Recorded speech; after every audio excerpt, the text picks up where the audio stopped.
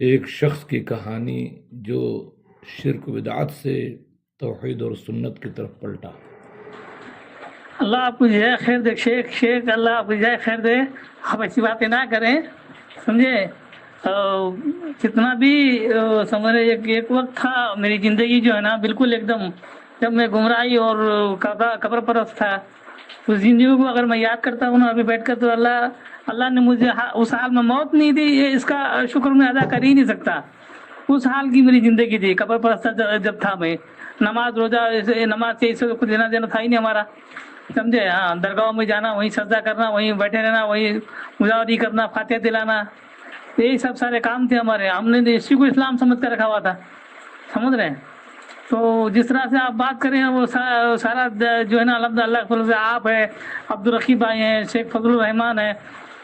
جب ہم نئے آئے تھے تو عادل صاحب تھے اور عبداللہ بھائی تھے اور مسعود صاحب تھے، اور اس طرح کے بہت بڑے بڑے عالم تھے اور اچھا خاصا پروگرام ہوتا تھا. ابھی بھی اللہ کے فضل سے فضل الرحمان ہے اور عبدالسلام بھائی اور عبدالسلام مدنی، عبدالسلام سفرا والے، اور وہ فاروق ضیاء، جو بہت سے عالموں سے جو الحمد للہ پیپسی کی ہر جہلیت میں ہمارا اللہ کے فضل سے کانٹیکٹ تھا. ہم لوگ پروگرام میں جاتے اللہ کے فضل کرم سے جو ہے نا وہ سمجھو اللہ نے جب ہدایت دی تو جب ہے نا اس طرح سے جب دین کی طرف اللہ نے بننے کی توفیق دی تو اللہ کے فضل سے میں ایک مقرر بھی بنا اور کافی تقریر بھی میں نے کی ہے جہلیت میں. اور اللہ کا فضل کرم یہ سب کچھ جو ہے نا بڑے بڑے آپ جیسے علماء کا ساتھ میں رہنے کا یہ نتیجہ ہے کہ جو اللہ کے فضل سے جو اتنا سب کچھ مجھے ملا ہے، سمجھے. شکر تو اللہ آپ لوگوں کا مجھے کرنا چاہیے، جو ہے اللہ نے مجھے آپ لوگوں تک پہنچا دیا، سمجھے. اور میں یاد کرتا ہوں کبھی بیٹھ کر تو اس وقت کی پہلے زندگی یعنی میں 22 سال کا ہو چکا تھا، پورا 22 سال کا ہو چکا تھا. مجھے اچھی طرح یاد ہے 20 سے 22 سال 1990 کے اندر مجھے جو ہے یہ اس طرح کی باتیں مجھے معلوم پڑی، سمجھے. ہم لوگ کرنے والے غلط ہے، پھر اس طرح جو اللہ نے دیا. اور کافی اس پہ ایک لمبی کہانی بھی ہے، سمجھ رہے ہیں. ہمارے جو دوست ہمارے لیے محنت کی میرے پیچھے، اللہ ان کو جزائے خیر دے. کلیم بھائی وہ بھی انیجا کی جالت میں رہ چکے ہیں، وہ بھی تھے انیجا میں چلے گئے، سمجھے. ان کی خود کی حالات بہت خراب تھی، سمجھ رہے ہیں. جب میں 1990 میں 90 تک تھا تو ان کا تو نہ اخلاق اچھا تھا اور نہ سمجھ رہے بات چیت کرنے کا ڈھنگ تھا ان کے پاس.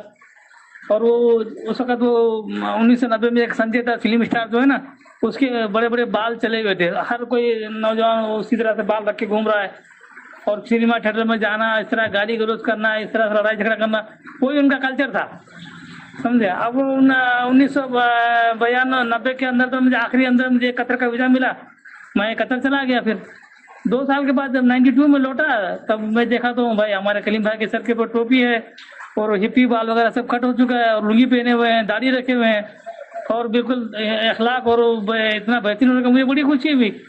دھیرے دھیرے پھر انہوں نے میرے پر محنت کی ہے، انہوں نے ہی مجھے دھیرے دھیرے محنت کی. پھر پہلی کتاب جو میں نے سب سے پہلی چھوٹی سی کتاب میرے ہاتھ میں جب آئی نا، حدیث کس کو کہتے ہیں، اور جو ہے ایک قال اللہ قال رسول اللہ صلی اللہ علیہ وسلم، پہلی بار سنا تو مجھے بڑا ایک دم کسی کوئی اندھیرے کے اندر نہ بڑے بہت چاروں طرف سے ایک دم اندھیرے کے اندر کسی نے جو ہے نا تھوڑی سی لائٹ جلائی ہو، اس طرح کا مجھے محسوس ہوا. بعد میں سب سے پہلی کتاب جو میں نے ہاتھ میں کتاب چاہتا چھوٹی سی کتاب سلو کا مارے تم نہیں وسلی، تو اس وقت میں پڑھا مجھے سمجھ میں کچھ آیا نہیں ہے.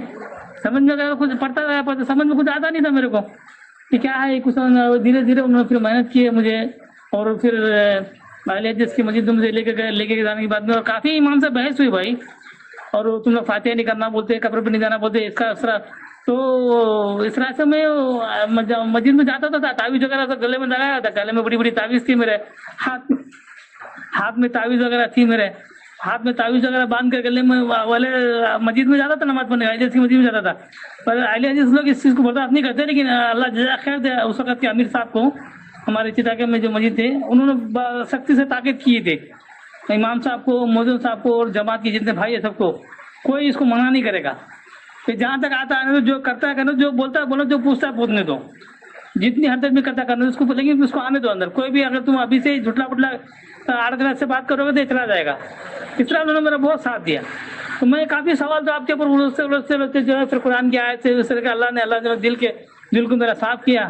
تو اس کے بعد جو نماز کی پابندی شروع ہوئی، پھر علم کا شوق جو شروع ہوا تو دمام میں آیا. دمام میں تو یہ ماحول نہیں ہے. دمام میں جب 92 میں آیا تھا یعنی ہمارا جو دمام میں آئے گا وہاں سے اس کا کام بنے گا, بعد میں ٹرانسفر ہوئے گا. پولیس فوجی میں اس کا برانچ ہے. تو اس کے بعد میں میرا ٹرانسفر ہوا. 1 سال میں دمام میں تھا. دمام میں کام کیا 1 سال ورکشاپ کے اندر. پھر میرا ٹرانسفر ہوا مدینہ منورہ. مدینہ منورہ سے پھر سے 6 مہینہ تھا. 6 مہینے کے بعد پھر میرا ٹرانسفر ہو گیا دمام کے اندر. پھر دمام میں 3 مہینہ کام کیا. پھر ٹرانسفر دیا جبریل کے اندر. جبریل میں 4-5 مہینہ کام کر کے بولا میں چھٹی جاتا ہوں, میرا 250 ہو گیا, مجھے شادی کرنی ہے. تو گیا. پھر جا کے بعد میں شادی بھی کرا. پھر جبریل میں مجھے ٹرانسفر ملا. جبریل میں کام کرنے کے بعد میں کم سے کم مجھے 96-97 میں القسیم کے اندر آیا. القسیم کے اندر جب آیا تب جا کے مجھے جو ہے نا ایک الگ سے, جب اس وقت کیرلا مارکیٹ کے اندر جالیات ہوتی تھی اور چودھری صاحب بھی جو ہے اس وقت لگے رہتے تھے دعوت کے کاموں. چودھری جو ہے نا شیخ چودھری وہ بھی لگے رہتے تھے, اور مسعود بھائی تھے, اور عادل بھائی تھے, عبداللہ بھائی تھے, عبداللہ بنارسی. ان سب چیزوں سے انہوں نے دھیرے دھیرے جو ہے نا پھر ان کے ساتھ بیٹھنا شروع کیا. اس طرح سے جو ہے مجھے ایک چیز دھیرے دھیرے سمجھ میں آیا. اور بولنے کی صلاحیت میرے اندر تھی پہلے سے ہی. میں بچپن میں تقریر وغیرہ کرتا تھا, تو اسی طرح پھر کرتے کرتے تقریر میں مجھے مہارت تھی. میں نے تقریریں کرنا شروع کیا, اور وہاں سے یہ جو آپ بات بتا رہے مجھے اس کا زیادہ تر میں شکر گزار جو ہے اللہ کا شکر گزار تو پہلے ہوں کہ اس نے مجھے ہدایت دی.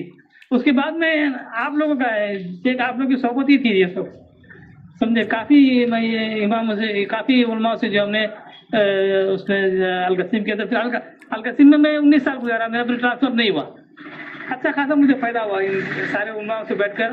خاص کر شیخ عبدالرقیب بھائی, عبدالسلام بھائی, آپ ہیں, اور وہ جالیات کے بہت سے بڑے بڑے شیخ ہیں. ان سے جو ہے میں بیٹھ کر نہیں سمجھا. اور کافی یعنی لوگ چھٹی ہونے کے بعد کسی اور کام میں لگے, میں اللہ سے کسی اور کام میں لگ جاتا تھا.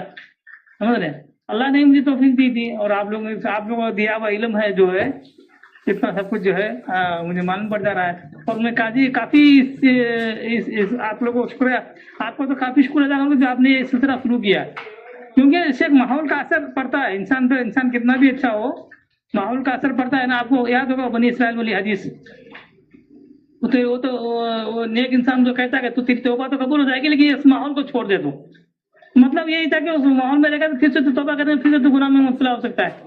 اس طرح کی بات تھی. بہرحال یہاں پر جو ہے یہ بس اپنا روزی روٹی کا کمانا ومانا یہی سب لگا رہتا ہے. بہرحال پھر یہاں جو ہے کبھی کبھی جو ہے یہاں اکثر تمل چلتا ہے. میں اردو میں ماہر ہوں, تمل مجھے آتی نہیں ہے.